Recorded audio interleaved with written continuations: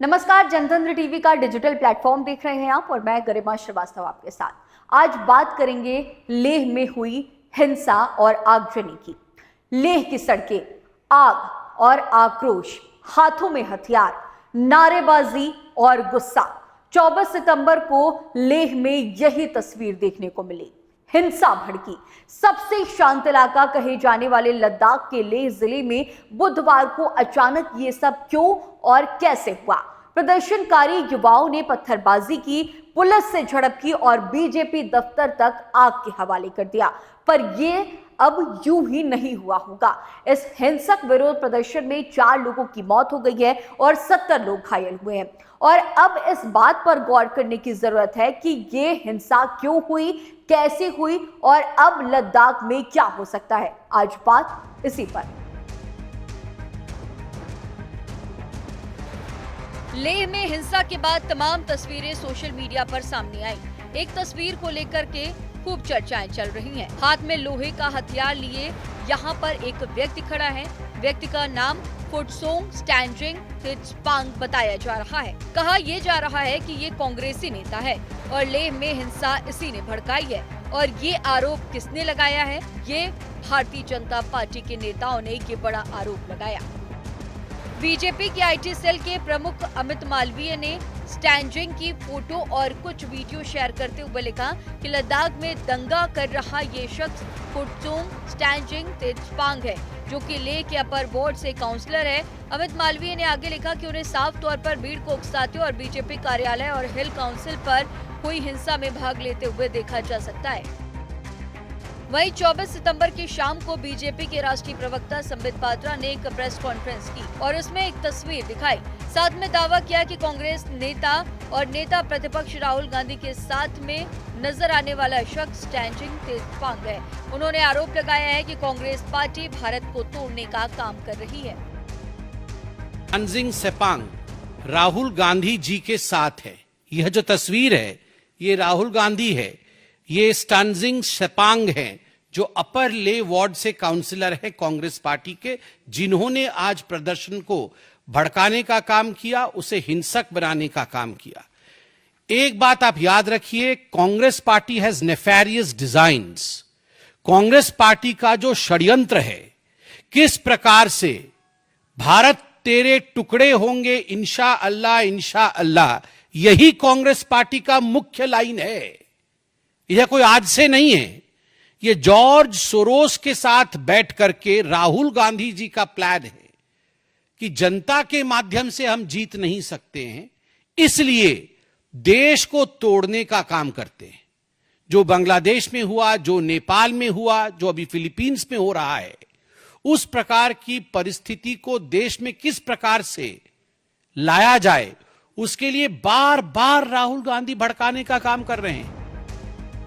BJP के एक और सांसद निशिकांत दुबे ने एक्स पर इस तस्वीर को पोस्ट करते हुए लिखा कि ये है राहुल के मोहब्बत की दुकान का जमूरा। इसने आज लद्दाख में बीजेपी कार्यालय को आग लगाई। सोरोस के एजेंट का एजेंट राहुल गांधी के साथ लाल शर्ट में आज मास्क पहनकर। हालांकि ये सब अभी तक आरोप है। इस पूरे मामले की अभी तक पुष्टि नहीं हो पाई कि लेह में हुई हिंसा को भड़काने में कांग्रेस पार्षद फुटसोंग स्टैंजिंग तिचपांग का हाथ है और न ही अभी तक कांग्रेस की इस तरफ से इस पर कोई भी प्रतिक्रियाएं सामने आई हैं।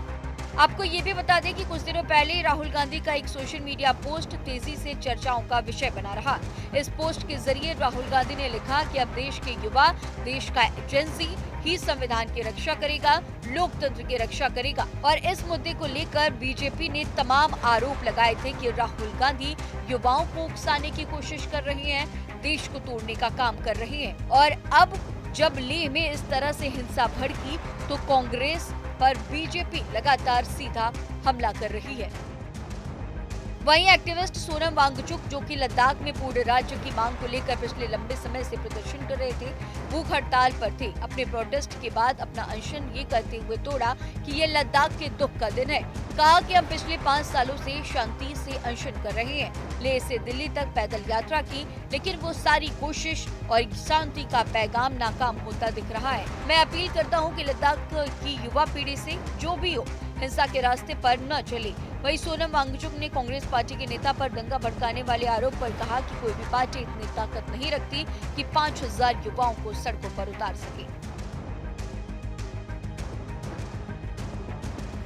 मुझे डायरेक्टली कितना असर है नहीं पता, मगर कल के दिन में बहुत से लोगों ने बहुत नाराजगियां जताई इस बात पर कि जो देरी हुई और जो लोग अस्पताल में पहुंचे उनमें से एक कांग्रेस के काउंसिलर भी थे, मगर उनका भड़ास ये था कि उनके ही गांव के ये दोनों लोग थे जो अस्पताल पहुंचे, उनके गांव के ही लोग थे, तो वो बहुत गुस्से में बोल रहे थे।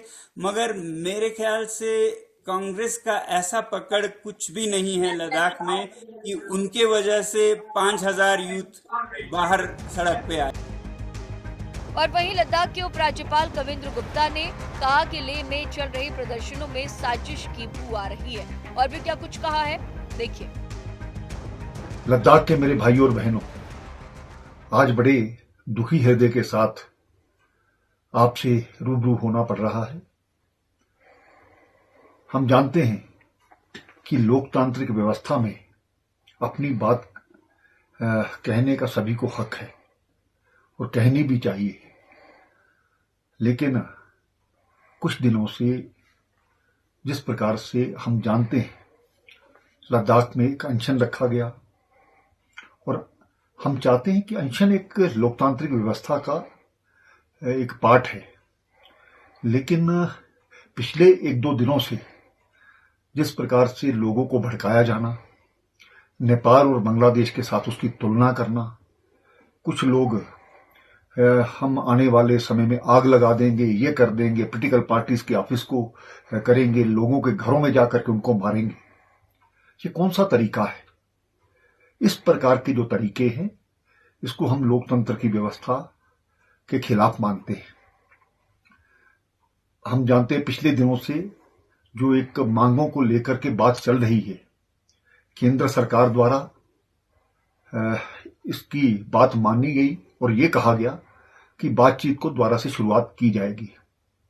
हमने तो कोई नाम तय नहीं किए, नाम आपने तय किए और ये भी तय हो गया कि इस दिन हम बात करेंगे, लेकिन उसके बावजूद वहां पर आकर के एक ग्रुप आता है, धरने में जाता है, धरने के बाद निकलता है और आकर के जगह जगह पर आग लग जाती है, पत्थरबाजी होती है। ये लद्दाख की परंपरा नहीं है। मुझे आशा ही नहीं पूर्ण विश्वास है कि जो लोग इसके पीछे हैं उनकी जांच तो की ही जाएगी, लेकिन वो इस लद्दाख के शांति व्यवस्था को खराब करने के लिए आए हैं, यहाँ का माहौल खराब करने के लिए आए। जो आज कुछ जाने गई हैं वो उसके जिम्मेवार हैं। इस प्रकार के लोगों को बर्दाश्त नहीं किया जा सकता। मैं एक बार ये जो लोग भड़का रहे थे, मैं शांति व्यवस्था की दोबारा से अपील करता हूं और जिन लोगों ने आज के इस सभी व्यवस्था को खराब करने के लिए ये कोशिश की, जब हमने सुबह यहां पर सीआरपी पुलिस को डिप्लॉय किया था, सिर्फ ठीक है एक बंद का आह्वान किया गया उस व्यवस्था को बनाने के लिए, लॉ एंड ऑर्डर रखने के लिए।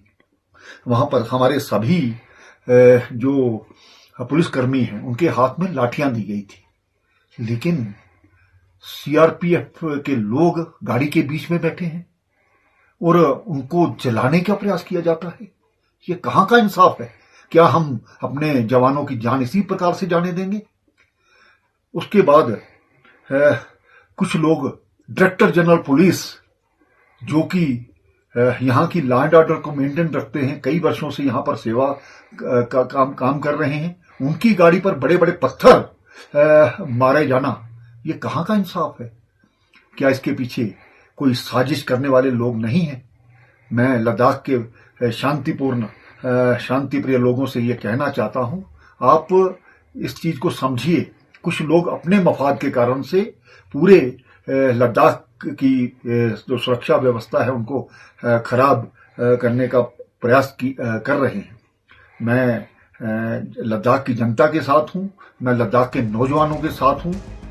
इस हिंसा में अब तक 4 प्रदर्शनकारियों की मौत की खबर है, जबकि 70 से अधिक लोग घायल हैं। जिला मजिस्ट्रेट ने आदेश जारी किया है कि लेह में पहले से लिखित अनुमति के बिना कोई जुलूस, कोई रैली, कोई मार्च नहीं निकलेगा। इतना ही नहीं, जिले में 5 व्यक्तियों या उससे अधिक लोगों के साथ इकट्ठा होने पर भी रोक लगा दी गई है। बुधवार को हुए हिंसक प्रदर्शन का जिम्मेदार केंद्र सरकार ने जलवायु कार्यकर्ता सोनम वांगचुक को ठहराया। गृह मंत्रालय की तरफ से एक्स पर बयान आया, जिसमें कहा गया कि वांगचुक ने अपने भड़काऊ बयानों के माध्यम से भीड़ को उकसाया था और हिंसा के बाद उन्होंने अपनी भूख हड़ताल तोड़ दी। मंत्रालय के बयान में ये भी कहा गया कि जिन मांगों को लेकर वांगचुक भूख हड़ताल पर थे, वे उच्चाधिकार प्राप्त समिति में चर्चा का अभिन्न अंग है। कई नेताओं के आग्रह के बाद भी उन्होंने भूख हड़ताल जारी रखी और अब स्प्रिंग शैली और नेपाल में जेंजी के विरोध प्रदर्शनों का भड़काऊ उल्लेख करके लोगों को गुमराह किया। बुधवार को सुबह 11:30 बजे उनके भड़काऊ भाषणों से उकसाई गई भीड़ ने हड़ताल स्थल से निकलकर एक पार्टी दफ्तर और सीईसी कार्यालय पर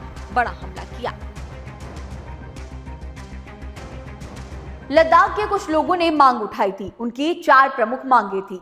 सबसे पहली मांग, लद्दाख को पूर्ण राज्य का दर्जा दिलाना। 6ठी अनुसूची के तहत लद्दाख को संवैधानिक सुरक्षा देना। लद्दाख में कारगिल और लेह को अलग अलग लोकसभा क्षेत्र घोषित करना और सरकारी नौकरियों में स्थानीय लोगों को प्राथमिकता देना। इन चारों मांगों को लेकर केंद्र सरकार के लद्दाख के कुछ प्रतिनिधियों से बात भी चल रही थी और इस मुद्दे पर अगली बैठक 6 अक्टूबर को होनी थी, लेकिन उसके पहले ही बुधवार को यह हिंसा भड़क गई। अब यहाँ सवाल यही है कि जब केंद्र सरकार बातचीत के लिए तैयार थी और इसके लिए तारीख भी तय हो चुकी थी, तो ये हिंसा क्यों हुई और किसने कराई? हालांकि सोनम वांगचुक और उनके समर्थकों को आरोप है कि केंद्र सरकार लद्दाख को 6ठी अनुसूची के तहत संवैधानिक सुरक्षा नहीं देना चाहती और इसके कारण लद्दाख के युवाओं को इस तरह का आक्रोश दिखाना पड़ा। अब आगे देखना होगा कि आगे इस पूरे मामले पर क्या कुछ होने वाला है। लेह हिंसा से जुड़ी आगे भी आप सभी तक अपडेट साझा करते रहेंगे। फिलहाल मुझे यानी गरिमा को दीजिए इजाजत। बने रहिए जनतंत्र टीवी पर।